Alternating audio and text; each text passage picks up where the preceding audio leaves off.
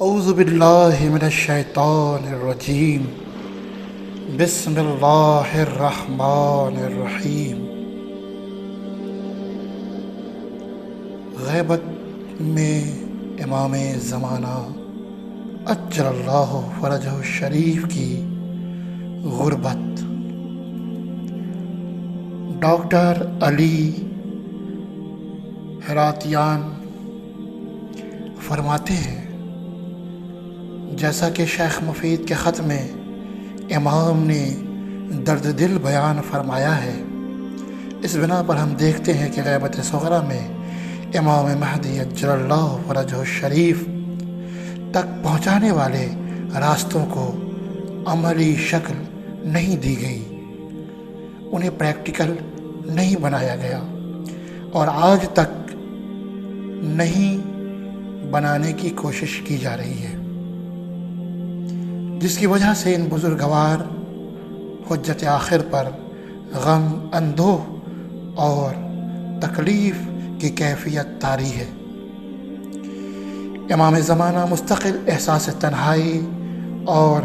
مظلومیت اور غربت کی کیفیت سے دوچار ہے۔ دوسروں کی طرف سے سوء غفلت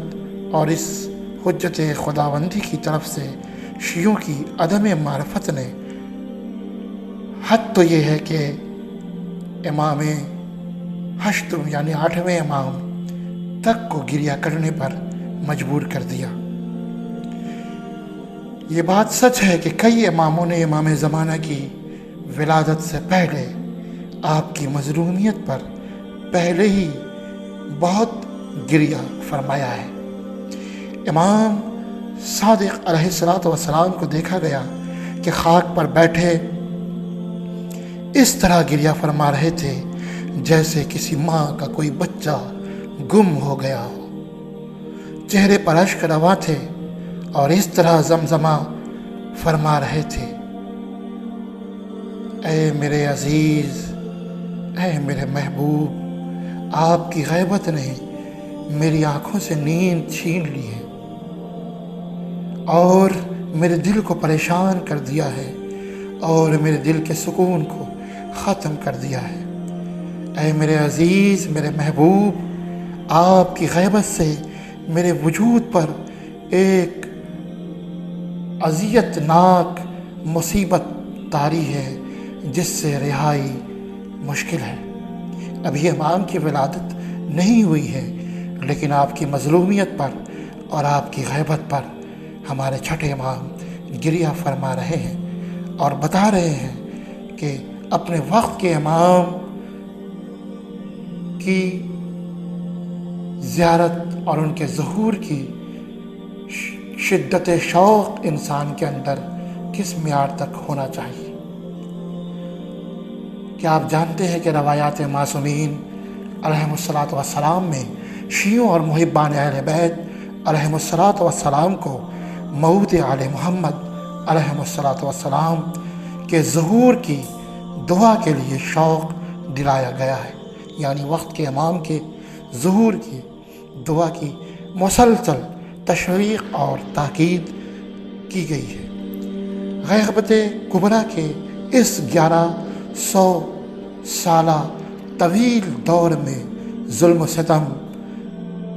اور گناہ و بدعت دنیا میں پیدا ہوتی جا رہی ہے، اور ہر وہ خون ناحق جو بہایا جا رہا ہے، ہر وہ آنسو جو یتیم یا کسی بیوہ کی آنکھوں سے نکل رہا ہے یا مظلوم کی آنکھوں سے بہہ رہا ہے، ہر وہ آہ، وہ چیخ جو کسی ستم زدہ، درد مند اور دل خراش فرد کی آنکھوں سے نکل رہے ہیں، سب کے سب ان بزرگوار کی نگاہوں کے سامنے ہیں، اور یہ ساری چیزیں ان کے قلب مبارک کو مزید محزون اور اذیت میں مبتلا کر رہے ہیں۔ کیا یہ سچ نہیں ہے؟ کیا یہ سچ نہیں ہے کہ آخری حجت الہی کے مصائب و مظلومیت اور آخری حجت کی خوفشانی تمام غمہائے اہل بیت سے کہیں زیادہ ہے۔ بیت الحزن میں بیٹھی ان کی بزرگوار مادر گرامی کے رنج و آلام اور گریہ کی کیفیت پیغمبر صلی اللہ علیہ وآلہ وسلم کی رحلت کے بعد اگرچہ بڑے جگر خراش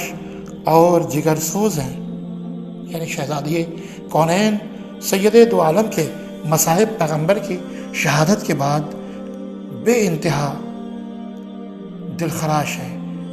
امیر المومنین علیہ الصلوۃ والسلام کی غربت اور خانہ نشینی کا اور شہادت کا ایک دور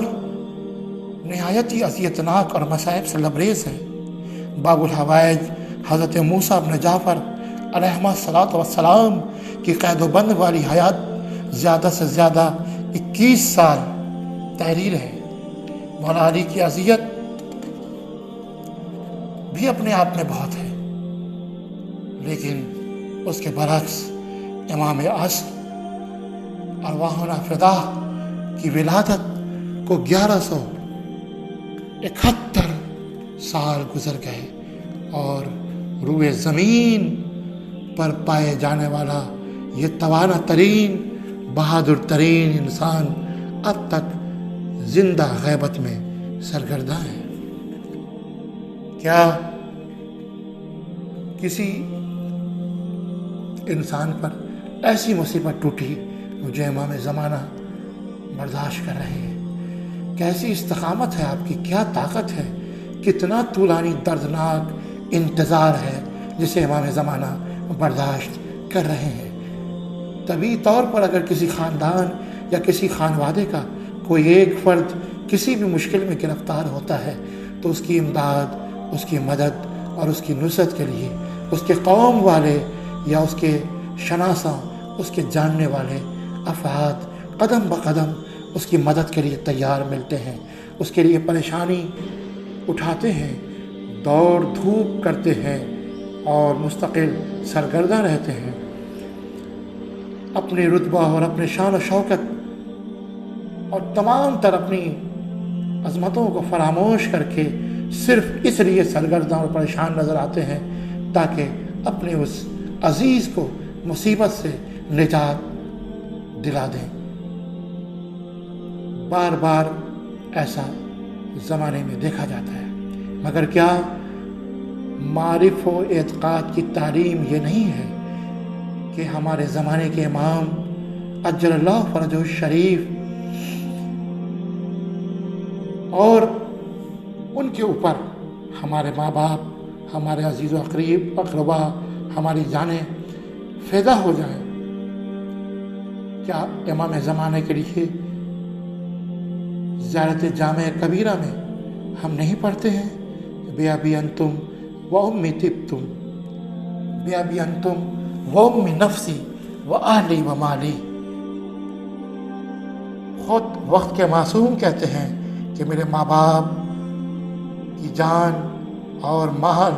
ہمارا تمام خاندان آپ اہل بیت علیہ السلام پر قربان ہو جائے۔ تو آئیے گناہوں کو ترک کر دینے کا عہد کریں، وعدہ کریں اور حضرت کے ظہور کے لیے دعا کر کے غیبت کے زندان کا قفل توڑ دیں اور اپنی جان سے زیادہ عزیز مولا کو اپنی لائی ہوئی مصیبت سے رہائی دلوائیں۔ بارہا دیکھا گیا ہے کہ کسی خانوادے کا کوئی بچہ یا کوئی مسافر گھر لوٹنے میں ذرا سی دیر یا تاخیر کر دیتا ہے تو رشتہ دار اور تمام احباب و عزیز پریشان اور مضطرب ہو جاتے ہیں، اور اس خوف سے کہ کہیں کوئی حادثہ نہ پیش آ گیا ہو، اس کی تلاش میں اور جستجو میں نکل پڑتے ہیں کہ ان کا اپنا آخر کہاں رہ گیا ہے، کیوں تاخیر ہو گئی اسے، کیوں اب تک نہیں آیا۔ آپ امام زمانہ کی مظلومیت کو سمجھیں اور محسوس کریں، ذرا دیر تک رک کر اس بات پر غور فرمائیں کہ آخری حجت خدا کے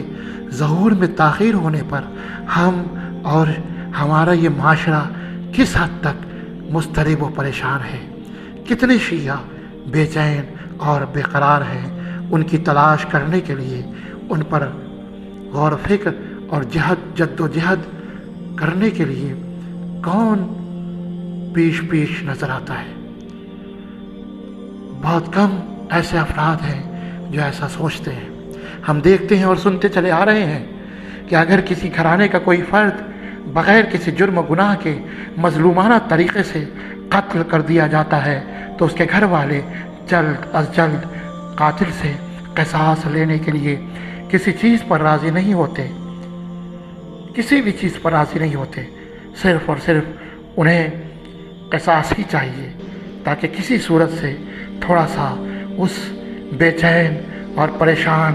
اور زخمی عزیز کے اس زخمی دل کو سکون مل سکے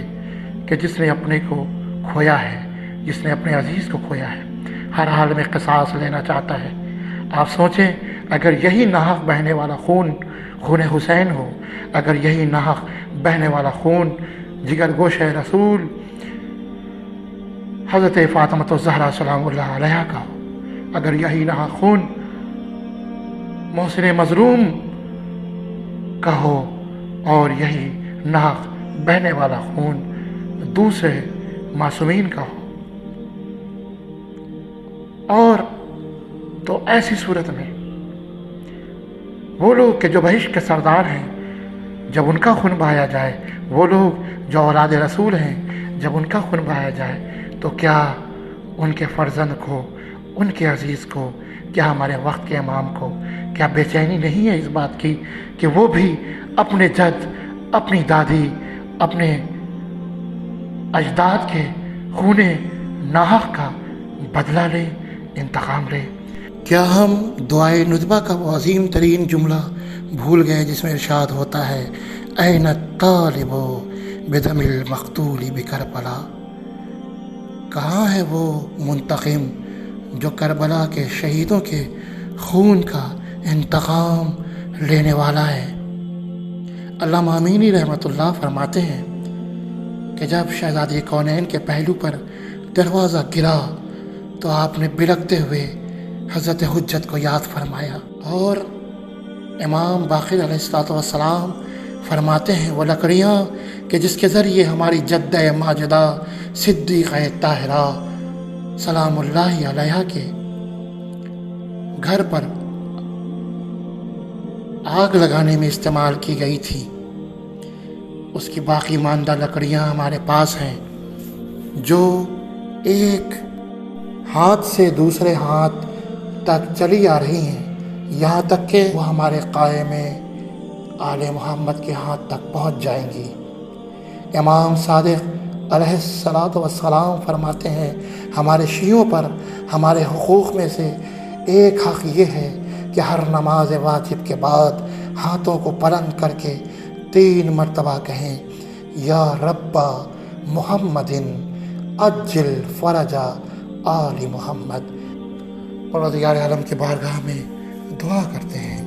اے میرے مالک، ہم سب کو وہ کام کرنے کی توفیق عطا فرما جس سے ہمارے وقت کے امام کے ظہور میں تعجیل ہو، اور ہم سب کو ایسا بنا دے کہ ہم ان کے آوان و انصار میں شریک ہو سکیں۔ اس سلسلے کی دوسری تقریریں اور دوسرے بیانات بھی آئندہ کی قسطوں میں بیان کی جاتی رہیں گی۔ وصلی اللہ علی رسولہ الکریم۔